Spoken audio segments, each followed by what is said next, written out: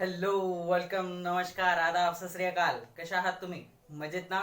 बघा मित्रांनो, कालच्या लेक्चरला आपण चॅप्टर सुरुवात केला होता, तो होता heat. Right.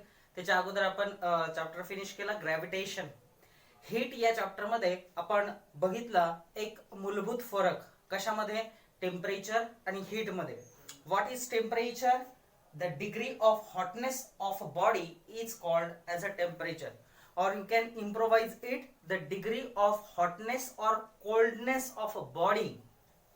Hotness or coldness of a body is called as a temperature. You can measure the temperature by thermometer, right? Second, what is heat? The flow of heat energy from one body to another body due to the temperature difference between two is called as a heat. जास्त temperature असणाऱ्या वस्तूपासून कमी temperature असणाऱ्या वस्तूकडे होणारा उष्णतेचा प्रवाह म्हणजे हीट होय, उष्णता होय. So heat is always transfer from higher temperature body to lower temperature body, and the difference between these two causes the transfer of heat. Right. दोन सारख्या वस्तू असतील, त्यांचं तापमान सारखं असेल तर हीट ट्रान्सफॉर्म होत नाही. ठीक आहे. नेक्स्ट आपण पुढे कन्सेप्ट घेतली होती, ती म्हणजे latent heat. What is latent heat?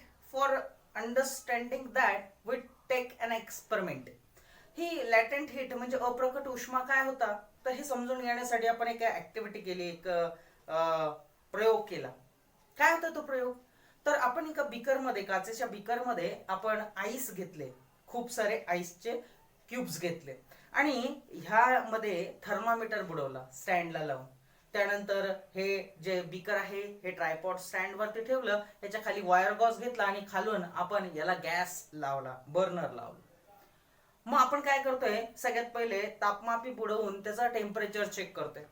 आपल्याला असं जाणवलं की बर्फ आहे म्हणून त्याचं टेम्परेचर किती वरती आलं? 0 डिग्री सेल्सिअस. अर्थात वॉटर जेव्हा बर्फाच्या फॉर्म मध्ये असतो तेव्हा त्याचं टेम्परेचर 0 डिग्री सेल्सिअस असतं. मग आता आपण काय केलं, बर्नर ऑन केला आणि त्या बीकरला हीट द्यायला सुरुवात केली. As soon as we given the heat, the ice start melting. तो जो बर्फ होता बीकर मधला तो वितळायला लागला. पण काय आश्चर्य की टेम्परेचर वाढलं नाही थर्मामीटर मध्ये. कुठपर्यंत? आपण दर मिनिटाला नोंदी घेत गेलो आणि आपल्याला असं जाणवलं की जोपर्यंत संपूर्ण आईस हा वॉटर मध्ये कन्वर्ट होत नाही तोपर्यंत टेम्परेचर राईज होत नाही. म्हणजे उष्णता शोषण चालू आहे पण ती टेम्परेचर मार्फत दिसत नाही. यालाच म्हणतात अप्रकट उष्मा, वस्तूचा अप्रकट उष्मा. मग आपण याला समजून घेण्यासाठी डेफिनेशन मध्ये बांधलं. What is latent heat? Energy in the hidden form which is supplied or extracted to change the state of the substance without changing its temperature. एखाद्या पदार्थाला उष्णता दिली किंवा त्यातून उष्णता काढून घेतली, कशासाठी? त्या पदार्थाची अवस्था बदलण्यासाठी. ती जी उष्णता असते त्याला काय म्हणतात? तर लॅटेंट हीट असं म्हणतात, अप्रकट उष्मा असं म्हणतात. वस्तूचा अप्रकट उष्मा ही त्याची अवस्था बदलण्यापुरता मर्यादित असतो. म्हणजे ट्रान्सफॉर्मेशन झालं एकदा, म्हणजे सॉलिड आईस जेव्हा कन्वर्ट होतो लिक्विड मध्ये तेव्हा उष्णता जी शोषली जाते ती लॅटेंट हीट असते. पण त्याच्यानंतर मात्र हीट ही कॉन्स्टंटली वाढत जाते, कारण आपलं फ्युएल, आपलं गॅस चालू आहे, आपण त्याला खालून बर्न करतो आहोत, त्याला आग देतो आहोत, टेम्परेचर देतो आहोत. मग ही हीट हळूहळू काय करते? टेम्परेचर राईज करते वॉटरचं. कुठपर्यंत राईज होईल? हे 100 डिग्री सेल्सिअस पर्यंत. After 100 degree Celsius again the phase transformation is there. Liquid water get converted into vapors, that is gaseous state. And ह्या 100 degree Celsius ला आता टेम्परेचर कॉन्स्टंट राहील. पाण्याची वाफ बनतीये, टेम्परेचर 100 वरतीच कॉन्स्टंट आहे. जोपर्यंत संपूर्ण पाणी वाफेत कन्वर्ट होत नाही तोपर्यंत टेम्परेचर पुन्हा एकदा कॉन्स्टंटच असणार आहे. मग एका फेज मधून दुसऱ्या फेज मध्ये होणारं सबस्टन्स ट्रान्सफॉर्मेशन, ह्या ड्युरेशन मध्ये जी हीट ऍब्सॉर्ब किंवा इव्हॉल्व केली जाते, इथं दिली किंवा घेतली, दोन्ही बोलतोय मी, दिली किंवा घेतली जातीये, दिली किंवा घेतली जातीये, तर त्या हीटला काय म्हटलं जातं, तर लॅटेंट हीट म्हणजे अप्रकट उष्मा असं म्हटलं जातं. त्याच्यानंतर आपण एक ग्राफ प्लॉट करायला लावला होता तुम्हाला, हे की नाही, आणि मी म्हटलं होतं की तो जो ग्राफ आहे तो आपण पुढच्या लेक्चरला घेऊ. मग आजच्या लेक्चरला तो ग्राफ मी तुम्हाला प्लॉट करून दाखवणार आहे. ऑलरेडी आपल्याला पुस्तकात दिलेला आहे. ह्याला आपण समजून पण घेणार आहे. दर मिनिटाला तुम्ही जे ऑब्झर्वेशन केलं टेम्परेचरचं, त्यानुसार कसा ग्राफ प्लॉट होतो ते बघा. Please see on your screen. See the graph is on your screen. ग्राफला पहिले सगळ्यात समजून घेऊयात आपण. या ग्राफच्या एक्स ऍक्सिस वरती आपण टाइम घेतलेला आहे आणि टाइम हा घेतलाय आपण मिनिट्स मध्ये.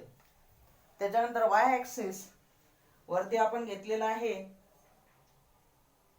टेम्परेचर, आणि टेम्परेचर आपण घेतलंय डिग्री सेल्सिअस मध्ये. त्यानंतर बघा टाइम जेव्हा 0 आणि टेम्परेचर 0 आहे तेव्हा तिथून आपण सुरुवात करतोय. पहिल्या मिनिटाला काही चेंज नाहीये, दुसऱ्या मिनिटाला काहीच चेंज नाहीये, तिसऱ्या मिनिटाला काहीच चेंज नाहीये, चौथ्या मिनिटाला बघा जेव्हा 4 मिनिटामध्ये आपला पूर्णच्या पूर्ण बर्फ हा वितळतो, पाण्यामध्ये कन्वर्ट होतो, तिथून आता ग्राफ राईज व्हायला सुरुवात झालेली आहे. म्हणजे तो सेक्शन आपण घेतला 0 पासून 4 मिनिटापर्यंतचा, काय ए बी सेक्शन. बघा ए आणि बी दोन्ही लिहिलेले आहे. मग हे ए बी काय आहे? In this graph line A B represent the conversion of ice into the water at a constant temperature. When ice is heated, it melts at 0 degrees Celsius and converts into the water. At this constant temperature, the ice absorbs the heat energy during this transition, and the absorption of energy continue till the ice converts into the water. हा जो AB section आहे ना, हा काय दाखवतोय की उष्णता शोषण चालू आहे बीकर मधल्या बर्फाची, परंतु ती दिसत नाहीये, टेम्परेचर मध्ये कन्वर्ट होत नाहीये. का? तर ह्या उष्णतेचा वापर कशासाठी होतोय, तर आईसचं कन्वर्जन होण्यासाठी. कशामध्ये? वॉटर मध्ये. हे झालं एबी सेक्शन बद्दल. आता बी पासून सी पर्यंत बघा, टॉपला जसं जसं एक मिनिट पुढे होत चाललेलं आहे तसं तसं टेम्परेचर राईज होत चाललेलं आहे. बरोबर आहे का? आफ्टर 18 to 20 मिनिट्स काय झालेलं आहे, पूर्ण 100 डिग्री पर्यंत आता पोहोचलेला आहे. सी हा पॉइंट बघा 100 डिग्री सेल्सिअसला.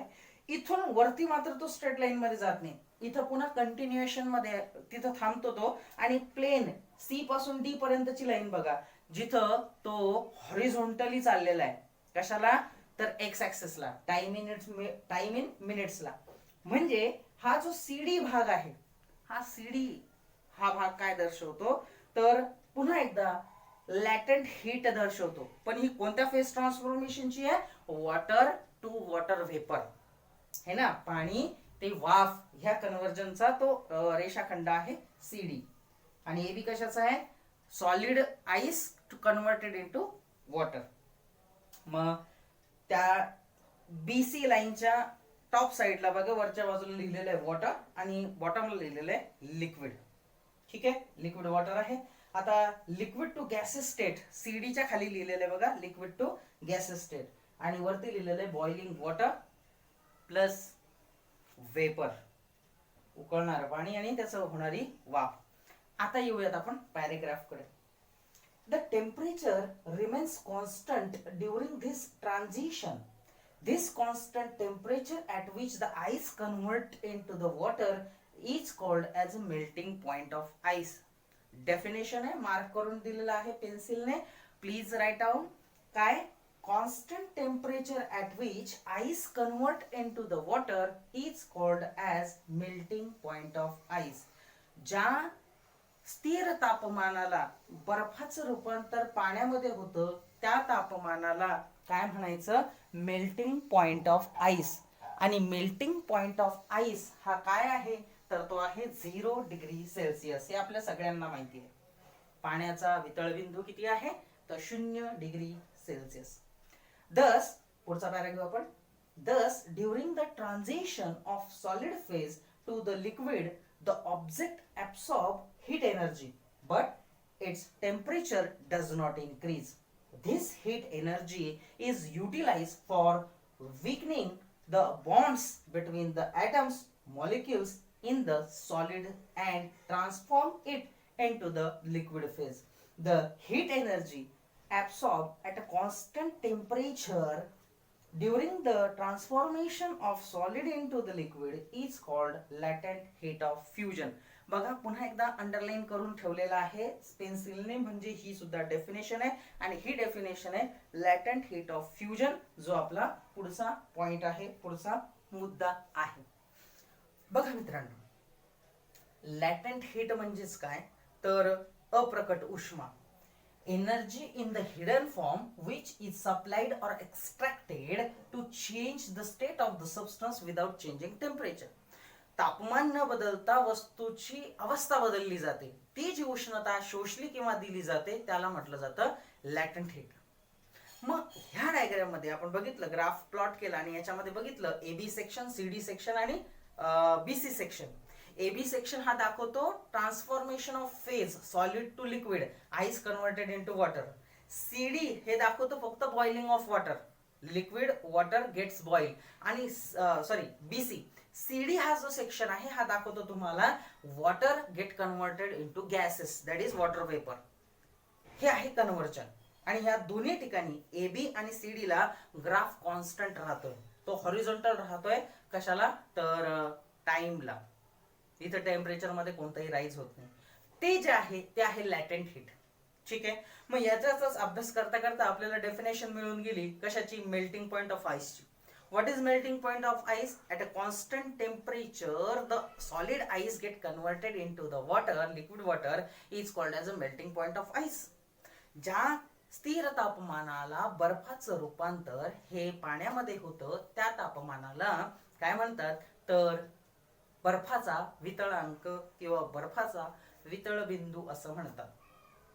त्यानंतर आपण ह्याच्या डीप मध्ये गेलो की काय असं होतं, ही एनर्जी कुठे वापरली जाते. मग जेव्हा एखादा मॉलिक्युल, आता इथं आईसचं उदाहरण आहे आपल्याकडं, हे आईस जे सॉलिड फॉर्म मध्ये आहे तर H2O ह्या मॉलिक्युलचं जे बॉन्डिंग आहे ते एकमेकांना काय आहे कॉम्पॅक्ट स्वरूपामध्ये चिकटलेलं आहे. Highly effective bonding is there. The temperature is use to lose that bonding. हे जे टेम्परेचर आहे ना हे ते बॉन्डिंग मोकळं करण्यासाठी वापरलं जातं. टेम्परेचर दिल्या गेल्यामुळे हे बॉन्डिंग काय होतं तर लूज होतं, ते वीक होतं आणि म्हणूनच अवस्था बदलते. Solid gate converted into liquid. मग आपल्याला कळलं तो अप्रकट उष्मा कशासाठी वापरला जात होता, विकनिंग फॉर द बॉन्डिंग. ते जे बॉन्ड होते सॉलिड आईसचे ते वीक करण्यासाठी ह्या उष्णता ही देण्यात आली होती. त्याच्यानंतर आपण घेतलं आपली पुढची डेफिनेशन, ती होती latent heat of fusion. Latent heat of fusion म्हणजेच काय तर वितळणांचा अप्रकट उष्मा. ठीक आहे. फ्युजन म्हणजेच काय तर वितळ बिंदू, वितळणाचा विशिष्ट उष्मा असं त्याला म्हणतात. मग काय कशाला म्हणूयात आपण वितळणाचा विशिष्ट उष्मा. The heat energy absorb at a constant temperature during the transformation of solid into the liquid is called as a latent heat of fusion. Latent heat of fusion कशाला म्हणतात, the heat energy is absorbed, उष्णता शोषून घेतली जाते at a constant temperature. तापमान स्थिर आहे पण उष्णता शोषून घेणं चालू आहे आणि हे होत असताना ड्युरिंग द ट्रान्सफॉर्मेशन, इथं अवस्था बदलतीये कशाची, सॉलिड इनटू द लिक्विड. बर्फ हा वितळतो आहे आणि त्याचं बनतं आहे पाणी, म्हणजे solid into the liquid, and this is called as the latent heat of fusion. यालाच वितळणाचा विशिष्ट अप्रकट उष्मा असं म्हणतात. ठीक आहे, लॅटेंट हीट ऑफ फ्युजन. मग हे आहे डेफिनेशन लॅटेंट हीट ऑफ फ्युजनची. याच्याच आधारे आपण पुढची डेफिनेशन बनवू शकतो, ती म्हणजेच specific latent heat of fusion. Specific latent heat of fusion म्हणजेच काय, वितळणाचा विशिष्ट अप्रकट उष्मा. आता इथं स्पेसिफिक हा शब्द आलेला आहे, specific latent heat of fusion. मग स्पेसिफिक हा शब्द जिथे येतो तिथं आता सध्या फक्त आपण बर्फाबद्दल बोलतोय आणि बर्फाचं रूपांतर पाण्याबद्दल बोलतोय, पण किती बर्फ, क्वांटिटी. स्पेसिफिकेशन म्हणजेच काय तर ठराविक, त्याला काय असतात, युनिट्स असतात. मग स्पेसिफिक हीट, ज्याला लॅटेंट हीट ऑफ फ्युजनची डेफिनेशन आली त्याला specific latent heat of फ्युजनची definition आली. फक्त तुम्हाला स्पेसिफिक मास हे शब्द लावायचा आहे आणि ते स्पेसिफिक मास असतं 1 ग्रॅम. किती? 1 ग्रॅम. ठीक आहे. मग ज्याला ही लॅटेंट हीट ऑफ फ्युजनची डेफिनेशन जमली त्याला फक्त काय करायचं आहे, constant transformation of 1 gram of solid into liquid हे एवढंच ऍड करायचंय. मग ते आपली डेफिनेशन बनून जाणार आहे. ठीक आहे. मग काय आहे specific latent heat of fusion? तर बघा, the amount of heat absorb, the amount of heat energy absorbed at a constant temperature by unit mass of solid. unit mass of solid, आता इथे तुम्ही युनिट लावलं कशाला? सॉलिडला. unit mass of solid converted into the liquid is called as specific latent heat of fusion. चला screen वरती तुम्हाला इथे definition दाखवून देतो. Please see on your screen. Black italic bold letter मध्ये लिहिलेलं आहे. डेफिनेशन आहे, the amount of heat energy absorb at a constant temperature by unit mass of a solid to convert into liquid phase is called the specific latent heat of fusion. यालाच वितळणाचा विशिष्ट अप्रकट उष्मा असं म्हणतात. ठीक आहे. ही झाली डेफिनेशन. तर बघा, आजच्या लेक्चरला आपण काय शिकलो? आजच्या लेक्चरला आपण बघितलं लॅटेंट हीटचा पुढचा भाग, तो म्हणजेच लॅटेंट हीट ऑफ फ्युजन. फ्युजन म्हणजे वितळबिंदू. मग याच्यातूनच आपल्याला मेल्टिंग पॉइंटची पण डेफिनेशन भेटली. Melting point of ice at a constant temperature at which the solid get converted into liquid, that is ice converted into water, is called as a melting point of ice. त्यानंतर आपल्याला definition आपण घेतली ती म्हणजे latent heat of fusion. काय आहे ही? The heat energy absorb at a constant temperature during transformation of solid into the liquid is called as a latent heat of fusion. आणि ह्यावरूनच आपण डेफिनेशन पुढची तयार केली, अभ्यासली, ती म्हणजेच काय? तर specific latent heat of fusion. मग आपण याला काय केलं? The amount of heat energy absorb at a constant temperature during the transformation of unit mass of solid. शब्द काय टाकले बघा? युनिट मास. इथं unit mass of solid into the liquid is called as specific latent heat of fusion. म्हणजे बघा, फक्त इथं transformation नंतर आपण शब्द टाकला unit mass. Transformation of unit mass of solid आणि आपली डेफिनेशन तयार झाली कशाची? Specific latent heat of fusion. मग दोन्ही डेफिनेशन तुम्ही ऍट अ टाइम करू शकता. दोन्ही आता सुरुवातीला नोट्स मध्ये सेपरेट लिहा आणि अभ्यासताना एक जरी पाठ झाली तर दुसरी तुम्ही लिहू शकता. ठीक आहे. 1 मार्काला डेफिनेशन तुम्हाला परीक्षेसाठी विचारल्या जाऊ शकतात. त्याच्यामुळे डेफिनेशन लर्न असू द्या. ठीक आहे. तर मित्रांनो, ह्या लेक्चरला आपण इथे थांबूयात. पुढच्या लेक्चरला आपण लॅटेंट हीट ऑफ वेपरायझेशन बघूया. काय बघूयात? लॅटेंट हीट ऑफ वेपरायझेशन. तोपर्यंत घरातच राहा, सुरक्षित राहा आणि शिकत राहा. शिकणं थांबवू नका. धन्यवाद.